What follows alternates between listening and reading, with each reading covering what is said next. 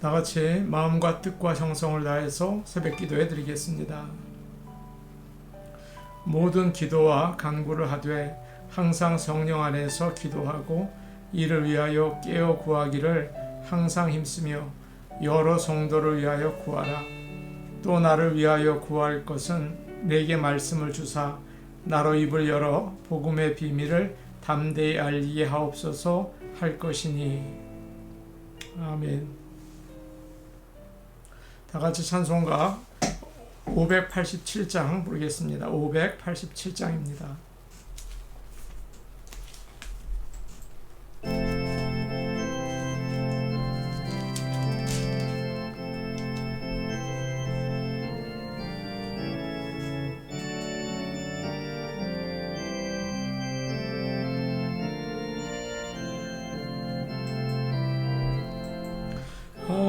감사하는 성도여 주수 찬송 부르세. 추운 겨울 오기 전 염려 없게 거뒀네. 하나님이 우리에게 일용양식 주시니 주의 전에 모여서 주수 찬송 부르세.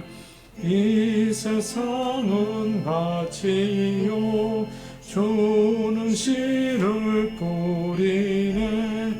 좋은 곡식 쌍날 때 가라지도 나도다. 싹과 잎이 자라서 맺게 되나니 우리들은 온전한 알곡 되게 하소서. 우리 주님 오셔서 곡식 거둬드리고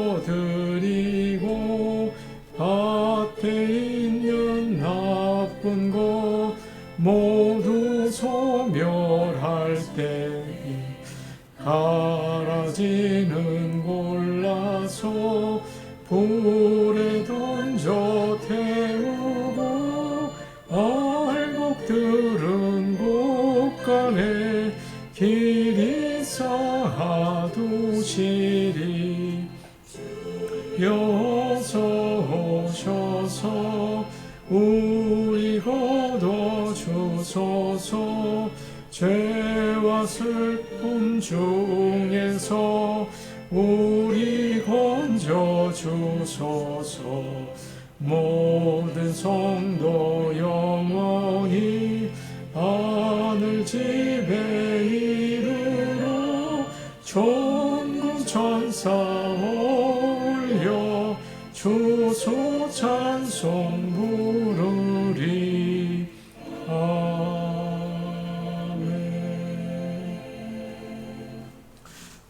찬송가 502장 부르겠습니다. 502장입니다.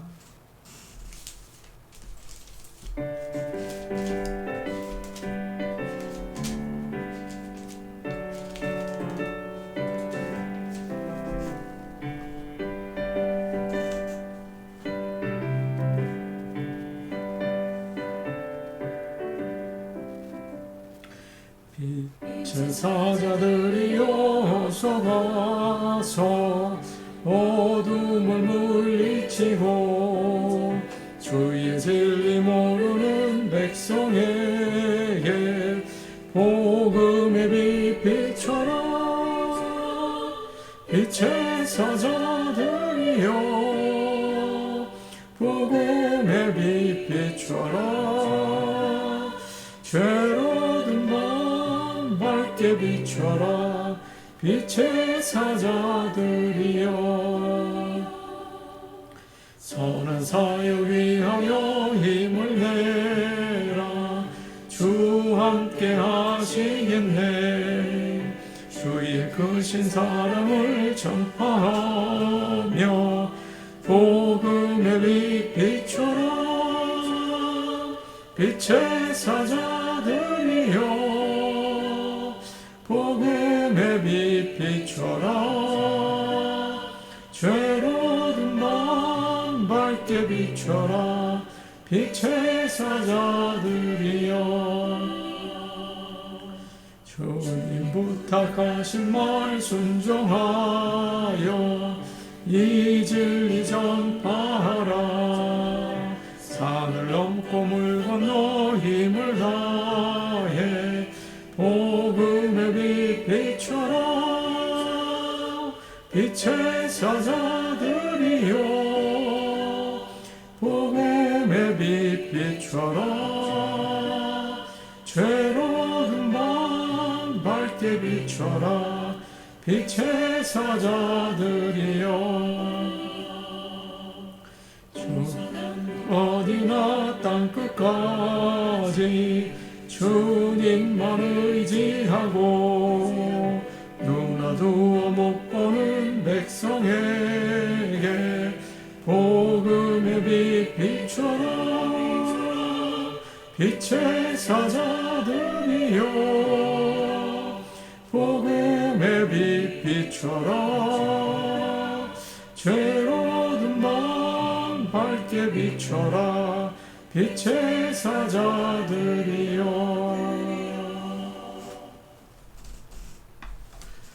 하나님 말씀 같이 보시겠습니다. 오늘 저희에게 주시는 말씀은 마가복음 4장 26절에서 29절까지 말씀입니다.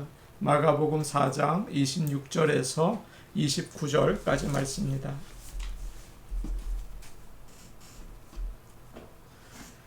제가 가지고 있는 성경, 신약 성경 59페이지에 있습니다. 마가복음 4장 26절에서 29절 말씀입니다. 신약 성경 59페이지에 있습니다. 이 말씀을 저희가 한 목소리로 같이 읽겠습니다. 또 이르시되 하나님의 나라는 사람이 씨를 땅에 뿌림과 같으니 그가 밤낮 자고 깨고 하는 중에 씨가 나서 자라되 어떻게 그리 되는지를 알지 못하느니라. 땅이 스스로 열매를 맺되 처음에는 싹이요 다음에는 이삭이요 그 다음에는 이삭의 충실한 곡식이라. 열매가 익으면 곧 낫을 대나니 이는 추수 때가 이르렀음이라. 아멘. 오늘은 전도와 선교의 가장 중요한 복음에 대해서 살펴보고 은혜를 나누려고 합니다. 전도나 선교나 모두 복음을 전하는 일입니다. 예수님은 갈릴리 지역을 다니면서 사람들에게 복음을 전하셨습니다. 그때 많은 사람들이 모였습니다. 수천 명이 되기도 하고 또 그보다 더 많기도 했어요. 오늘 말씀의 배경은 하도 사람들이 많아서 예수님께서 바닷가에서 배 위에 앉으시고 사람들을 바닷가 육지에 앉게 해서 듣게 하는 그런 때였습니다. 참 보기에 아름다운 모습이겠죠. 우리가 연상할 수도 있죠. 예수님이 많은 사람들에게 복음을 전하셨습니다. 그러나 사람들은 먹을 것을 얻어먹고 병이 낫는 것에만 관심을 가졌습니다. 또 사람들은 로마에서 자유를 얻기를 원했습니다. 먹고 사는 문제, 정치 문제, 또 치유의 문제, 그 관심이 있었죠. 대신에 그분을 구세주로 믿고 죄에서 구원을 받기 원하는 사람들은 아주 적었습니다. 그들은 예수님이 십자가를 지게 되시니까 다 떠나고 말았습니다. 오늘날 전도를 많은 사람을 모으는 것이라고 생각하기가 쉬워요. 그렇지 않습니다. 전도는 사람을 모으는 게 아니고 복음을 전하는 것입니다. 그래서 복음을 믿는 사람들이 생겨나도록 하는 거예요. 복음을 전해야 합니다.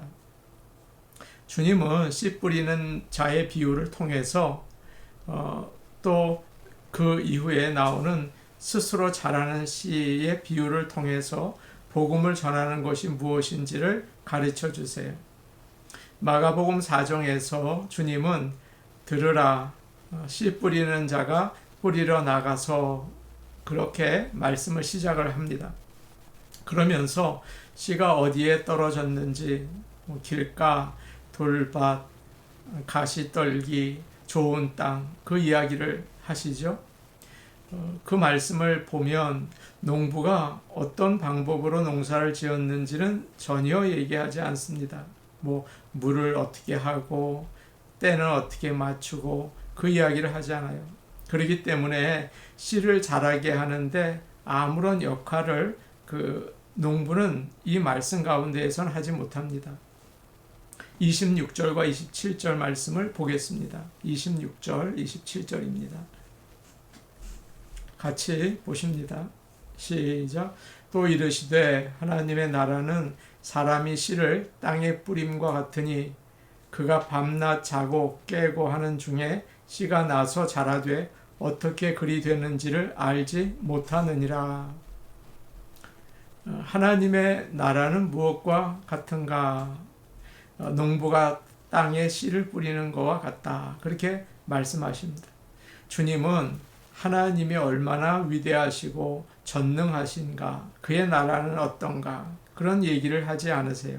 그저 씨를 심는 것과 같다. 그렇게 얘기하시죠.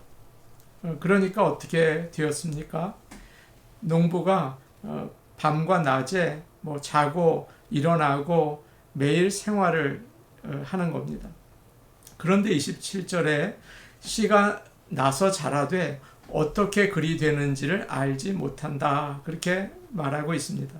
참 신기하죠. 씨를 뿌리기만 하면 자란다는 거예요.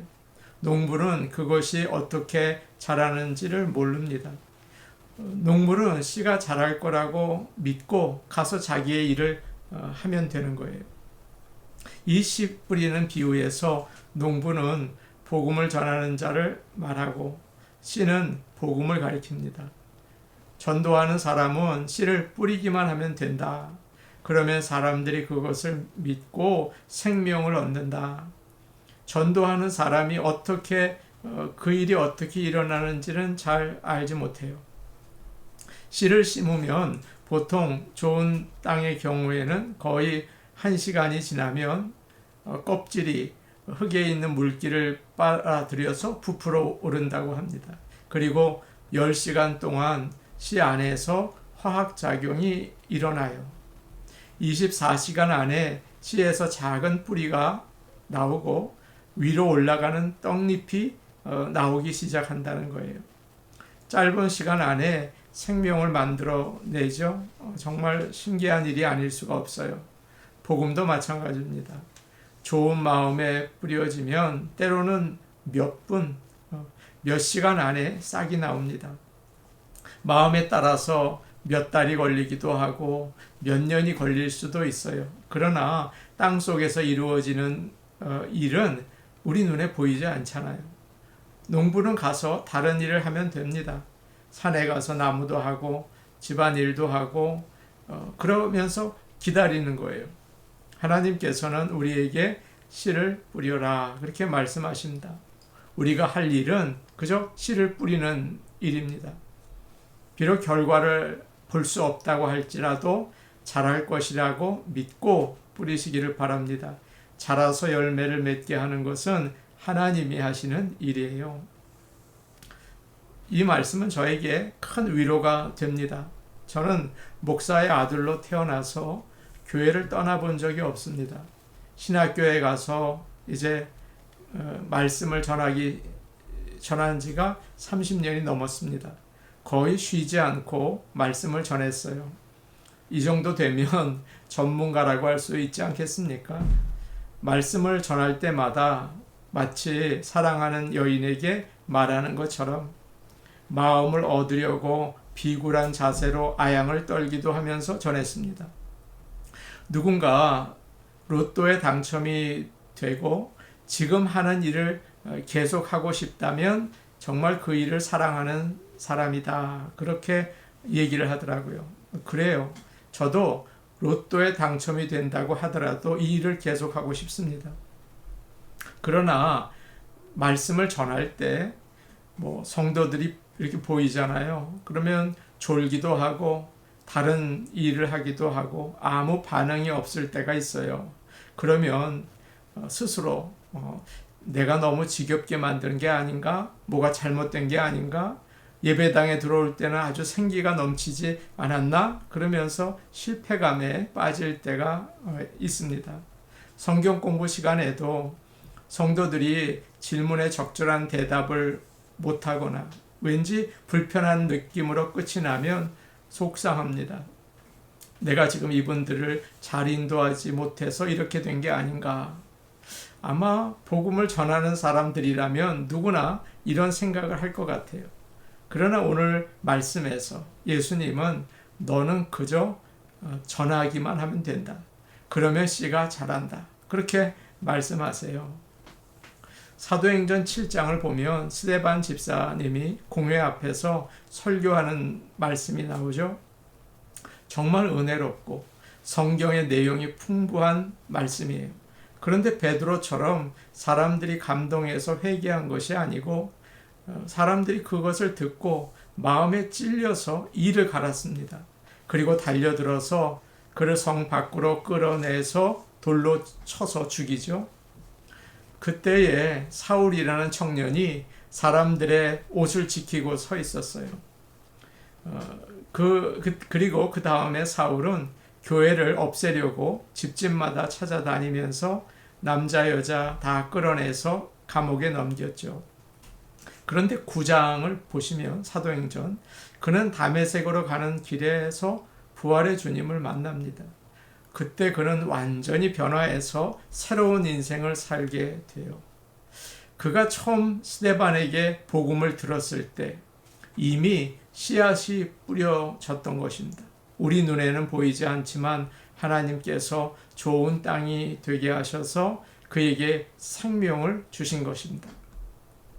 씨를 뿌리면 땅속에서 알맞은 환경이 될 때 껍질이 벗겨지고 화학작용이 일어나서 싹이 나와요. 참 신비로운 일이 시작이 됩니다. 어떤 때는 마음이 길가 같아서 복음이 훅 날아가 버리기도 하고 또 때로는 마음이 돌밭 같아서 걱정하다가 주저앉기도 하죠. 그러나 좋은 땅이 될 때 씨에서 싹이 나게 됩니다. 우리는 그저 씨를 뿌리고 가만히 있으면 되는 거예요. 그거 다 신경 쓰면 얼마나 힘들겠습니까? 얼마나 피곤할까요? 혹시 우리 가운데 내가 복음을 전하지만 믿지 않는 사람 때문에 참 속상하다. 그런 분이 계시다면 주님께 맡기고 기도하면서 기다리시기를 바랍니다. 28절 말씀 우리 같이 보겠습니다. 28절 말씀입니다. 같이 보십니다. 시작. 땅이 스스로 열매를 맺되 처음에는 싹이요 다음에는 이삭이요 그 다음에는 이삭의 충실한 곡식이라. 스스로 열매를 맺되라고 되어 있죠. 스스로라는 말은 다른 도움이 없이 싹을 낸다는 뜻이에요. 식물이 자라는 것은 하나님의 놀라운 역사입니다. 오늘날 과학자들이 그런 일을 한다고 해요. 씨를 다 분해해서 무엇으로 이루어졌는지를 분석했어요. 그래서 씨의 성분과 구조를 다 알아내고 똑같이 만들어 보았어요. 겉모양도 똑같고 속도 진짜 씨와 똑같았어요. 그리고 진짜 씨와 그 만든 씨를 흙에 심어서 둘 다 물을 주고 해를 비춰주었죠. 그런데 진짜 씨는 싹이 올라왔어요.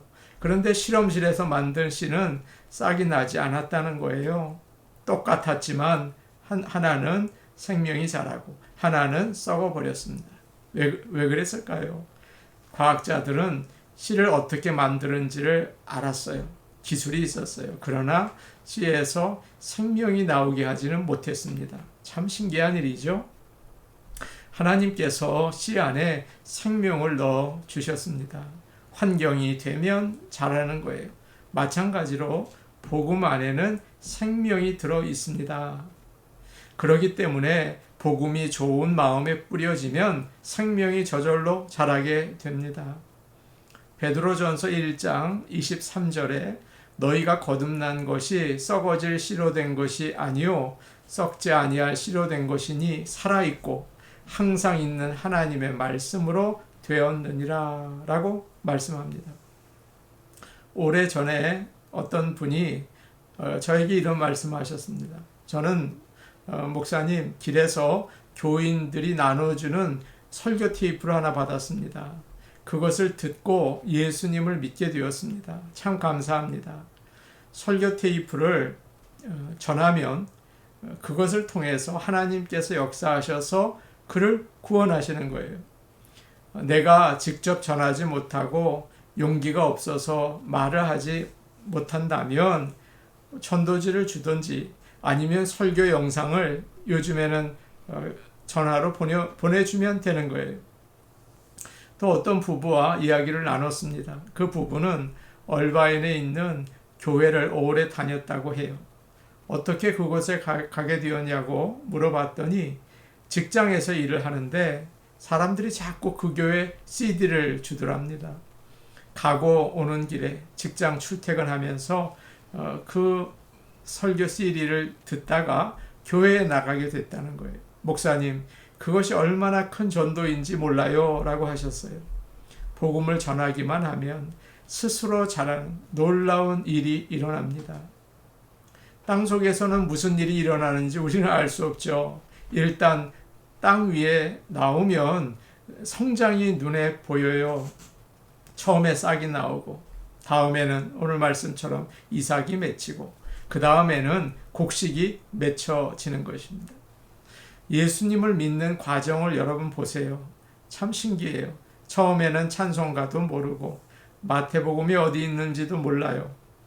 원고 없이 기도하는 사람을 보면서 야, 저 사람은 어떻게 저렇게 하나 놀라요.